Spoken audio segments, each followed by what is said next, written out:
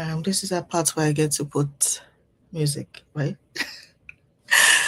Okay, welcome everyone. If you are here live, I'm glad that you made the time to show up. And if you're listening quietly while working, that's perfectly fine as well. I would always say this, okay? This is not a training session. Mm-mm. Okay, this is not a training session. I'm not going to show you no slides, no all of those. And it is not a productivity session as well, where you will come and learn all of the action. How would I put it now? No, you will take notes, right? But it's not a training session. Now, I call it a leadership conversation, right? Where we get to talk. And so you can listen anywhere. If you are in the train station, if you're having your lunch, you're taking time off, if you're even at work, okay? All you just need to do is listen, okay? And then drop your comments in the chat as well. Like I said earlier, this is a leadership conversation. Today, we're going to be talking about something that doesn't get addressed often. We do this all the time.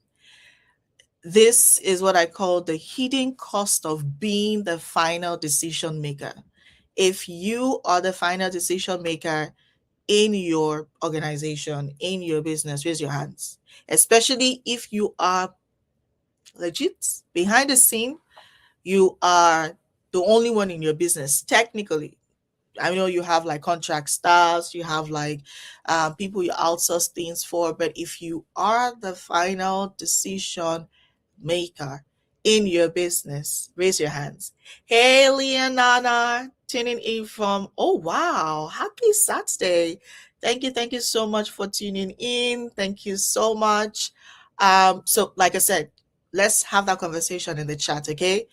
If you've experienced any of the scenarios that I will be pointing out today, do well to let me know in the chat. If you have comments, if you are not in agreement with anything I say, okay, it's a conversation. Let's talk about it.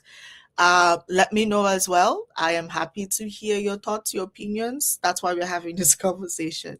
Okay. But thank you so much for tuning in. And if you're listening, thank you for listening as well.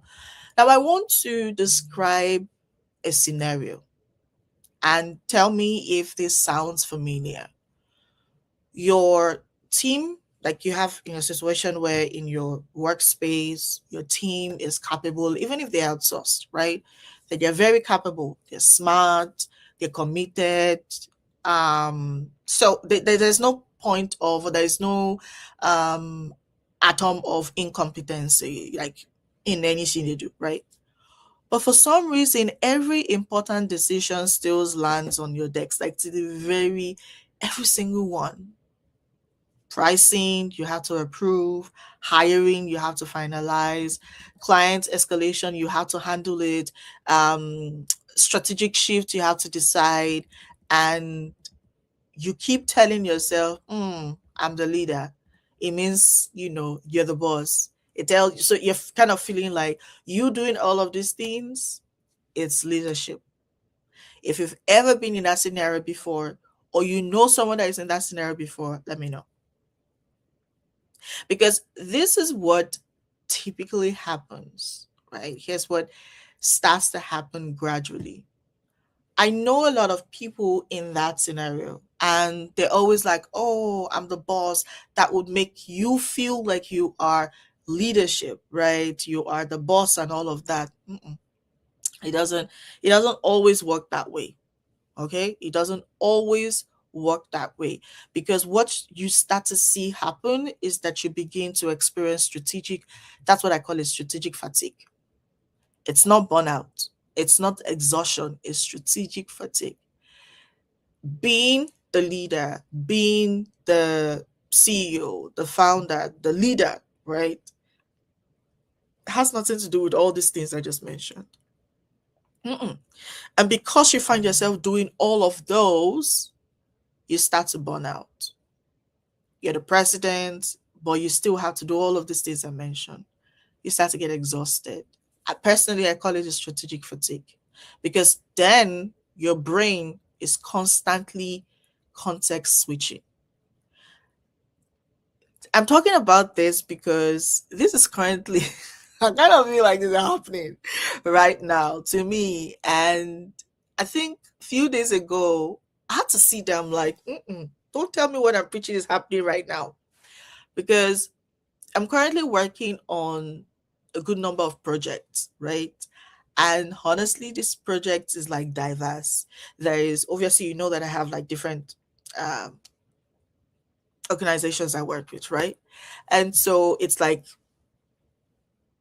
and then there's extreme healthcare, there's extreme tech, there's extreme nonprofit, right? And there's extreme um, uh, coaching, consulting, all of those, right? And then I remember that I found myself like in that strategic fatigue space. And that was because I noticed that my brain started to like context switch.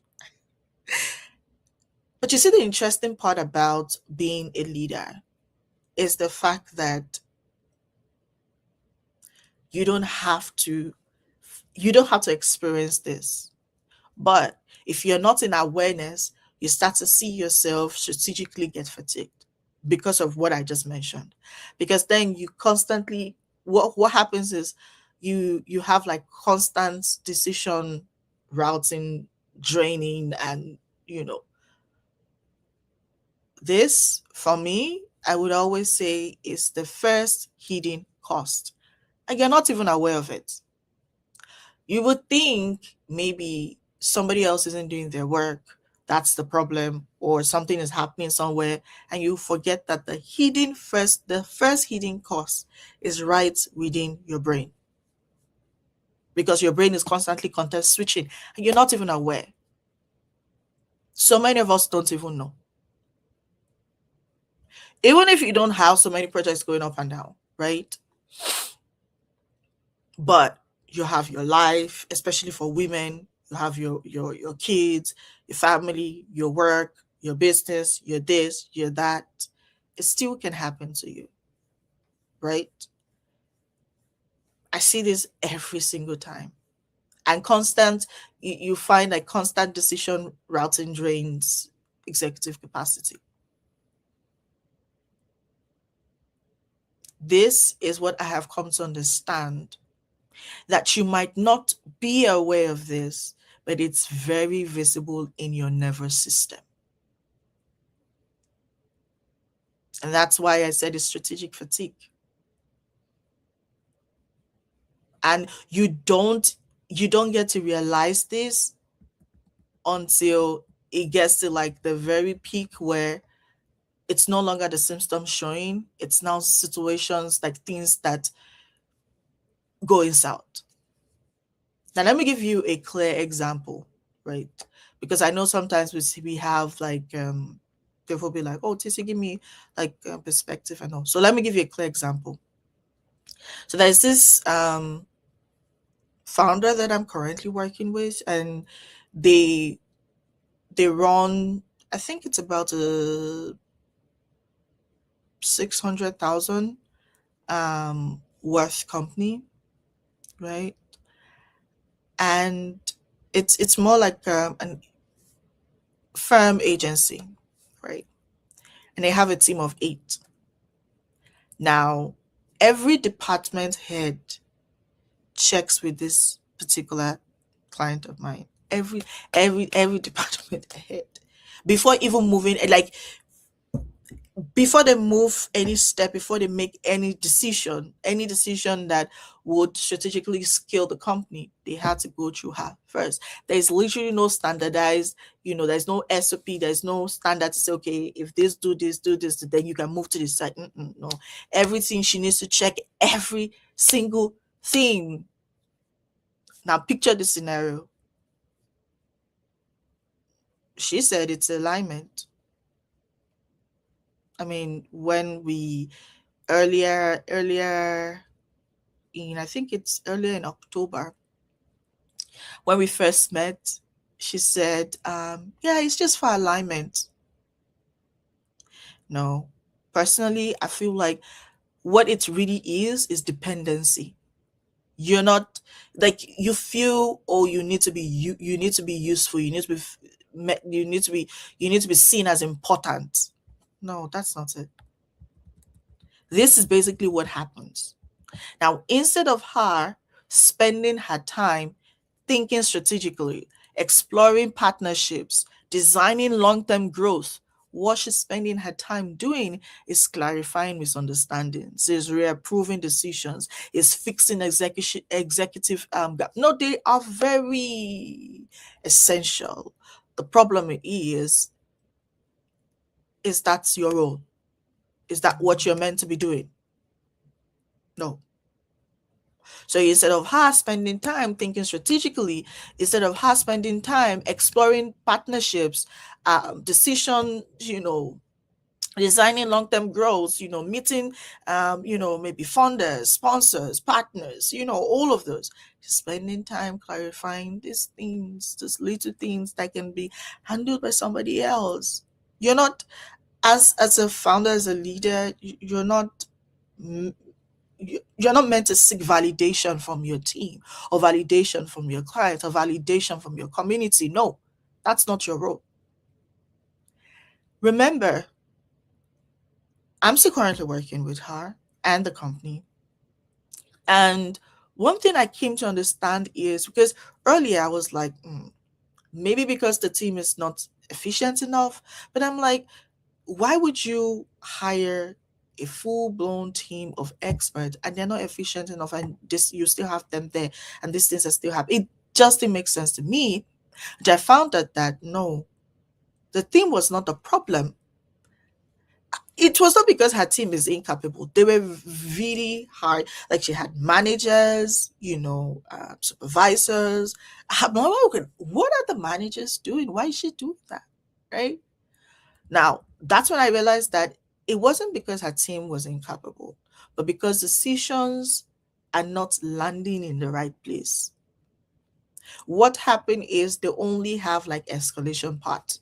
That's what she literally indirectly made those people look like. And when decisions don't have a landing place, they climb upward. Like, you just remove the supervisors, the managers, and boom, it goes up. Upward until it gets to you, until it got to her, and it keeps happening and keeps happening. Yes, fine. Maybe she felt a level of validation to say, okay, she's, but that's not you doing something. No. Personally, I see this as an architecture problem, strategic architecture problem, a leadership infrastructural problem. And architectural problems cannot be solved with just effort. At this juncture, you don't need additional effort. I said, see, and I'm meeting on around October. I said to her, see, you have the best hands. That's not the problem.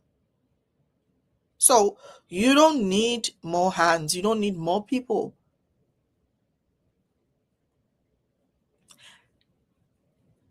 Let me explain this.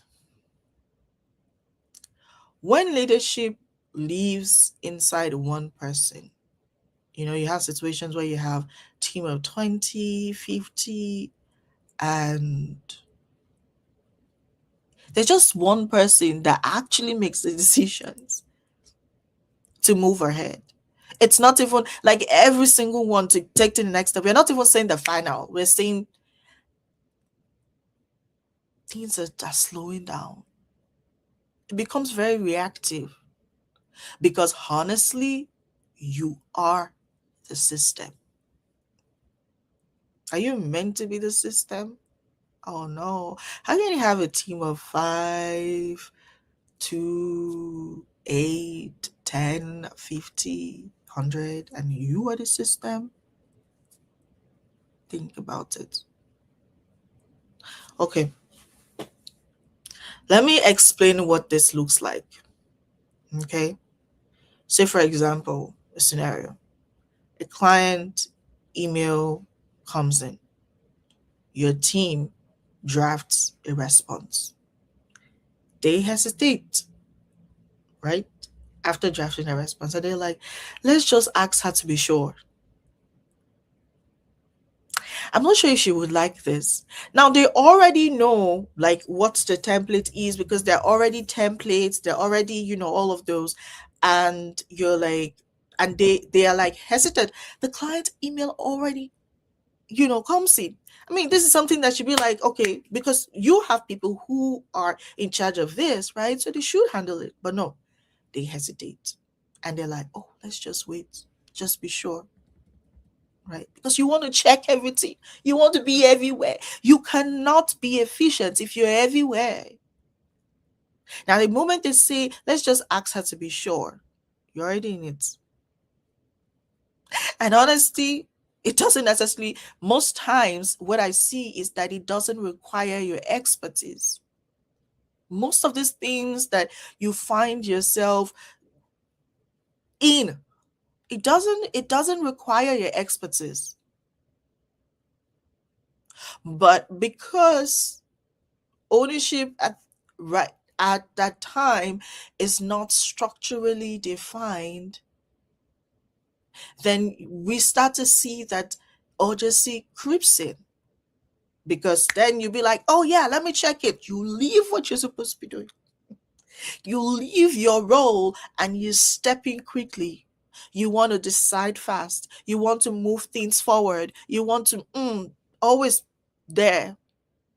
In that moment, you might tend to feel like, oh, I am efficient, I am showing up as a leader, I'm the boss. I know you. What is happening is you're just feeding your ego. That's it. Now, here is the hidden cost. You would train the organization. That's what is happening. You're training the organization, your team, to escalate upward instead of resolving laterally. What you're doing, you're unintentionally reinforcing dependency, and then dependency compounds. This is the part where you would think to yourself and you ask yourself, and then you come to my DMs and say, TC, why does it feel like being a leader feels so heavy? Yeah, that's when leadership starts to feel heavy.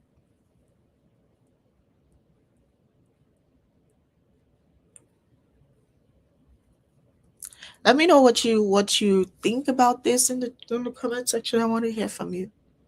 And if you're still trying to soak this in, that's okay as well. Because like I said, we're having a conversation, and these conversations, I want it to sink in. So you just might not have answers, you just might not have questions, but I want it to sink in.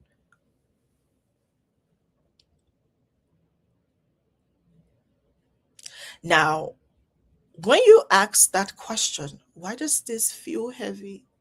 Why does it feel like I'm putting in all my best and then it just feels like I'm still not hitting the mark? Now let's contrast that.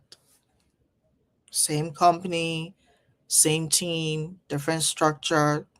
Decisions don't escalate automatically. They follow a defined path. Ownership is visible. Now your decisions rights are explicit. Escalation only happens when it truly requires strategic oversight. And that's what the scenario should be. So now, instead of you being the final decision maker, you become the architect of decision flow. You see the switch? You see, at this point, that's when something actually shifts. Because now you're no longer the bottleneck. I guess you didn't realize that you were before, right? It does happen, and it's okay. That's why we're having this conversation, right? In this situation, you stop being the bottleneck. You stop being the emotional regulator for every issue. You stop carrying context for everyone. At this point, that's where I call it the operational maturity. It's not loud, it's calm. For me, at this point, growth for you becomes predictable instead of personal. And I believe that that's what you want. Predictable growth. Every area of your business and every area of your life. You see, that's the stage emotionally ready leaders are entering. If you're at this stage, you want to keep listening. I would say you have to be emotionally ready as a leader. You need to be operationally mature. And it has something to do with your expertise. It has everything to do with how you get to show up, how you stop being the bottleneck in your own business, within your own team, how you stop being the emotional regulator for every single issue, how you stop carrying context for how you would stop being the one like every single thing just on you, and you have people. I mean, you're happy to outsource, you're outsourcing. You have team members. So why does it feel like you just need to pour in your input?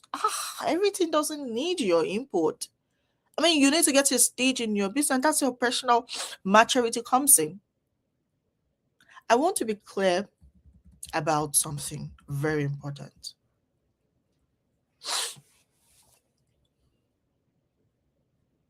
You see, I get questioned every now and then. He say, what do you do? All of those. See, the work that I do has nothing, like,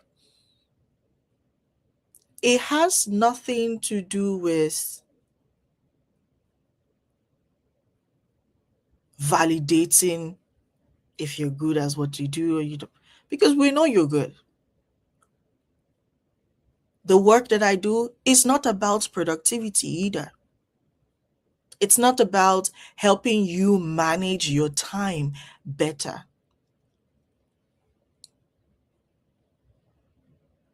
For us, it's about what we would call leadership architecture. Okay, so let me picture it for you. It's designing how decisions are made within your clientele, within your customer base, your community, your team. Designing how decisions are made within your community. I had to point that out, right? Because so many of us, because we want to, one post, just a LinkedIn post wants to go out, and we are checking all the letters. We are checking all the letters. You're so, this line doesn't sound correct. There's a missing A. There's a this. Oh my God, I had like somebody literally, one of a colleague of mine, she's like so frustrated, right? Because a post went out and the video within the post just was missing a single letter, and the post already had really good engagement, and the founder literally went to after 2-3 days and brought it down. This post already had over 4,000 views, videos. Are you really kidding me? Did you ever think about it? I'm like, you need to be somewhere else. That's not your cup of tea. So let's bring it back. Okay, let's bring it back to what we do. Now, we design how decisions are made within the different levels and the areas in your business, your community, your client purchasing journey, your team. We design how ownership lives, how escalation is structured, and how clarity becomes embedded. The leaders that I work with are not looking for more ideas, because I know you've got it. They're looking for containment, structure, systems.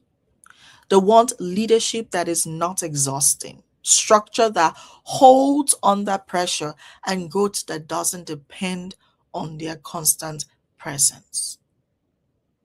Now, that's a different stage. Not everyone is there at this time. And it's okay, because most times I cannot see that you had to grow to that stage. It's a different stage. And interestingly, you might be already in it. If you can resonate with all of these things we're talking about, you just might be already in it. So we're almost close to half the hour. And I'm going to close here. But remember, if you have any questions, feel free to reach out to me, send me a DM. The link that's scrolling right to my screen, you can go there to schedule a clarity call with me, just to figure out where you are. Okay. You can also send me a DM. You can always ask me any questions. I want us to connect. Okay. Like I said, I'm going to close here. You being the final decision maker might make you feel powerful early on, but at scale, when you are starting to look at, oh, I want to have predictable growth, I want to, then it becomes expensive. The hidden cost here is not time. It's clarity, it's energy, it's strategic capacity. I think I want to repeat that. Okay. Now, when you get to this stage that I'm talking about, the hidden cost for you is no longer time. It's clarity on your next step, it's energy for your predictable growth, and a strategic capacity. And now, if you've reached the stage where urgency no longer creates clarity, now that's not failure. Contrary to certain opinions, no, that's not failure. And I need you to know that, okay? It's an invitation for you to redesign how leadership functions within your business, within your inside your organization. If you want to explore what this looks like, what that redesign could look like for you, if you want to explore what creating that leadership infrastructure, how to build the GTM systems that would help you function efficiently within your business. No rush, no pressure. Just a conversation about whether you're ready for operational maturity. Okay. Like I said, you can DM me. You can check the link scrolling through my screen, or just touch base with me. Let's have this conversation. Let's talk about, oh, am I ready? I'm not ready. What challenges are you facing? What, how heavy do you feel? What area feels heavy? Let's talk about it. Okay? All right. Thank you so much for being here. I really do appreciate your time. As always, my name is 𝑇𝐢𝐝𝐿, and I will be here every other Thursday, because this conversation is bi-weekly. So I'll be here every other Thursday, 12 p.m. Eastern Time. Thank you so much for being here. I'll see you all in the DMs. Okay? Bye for now.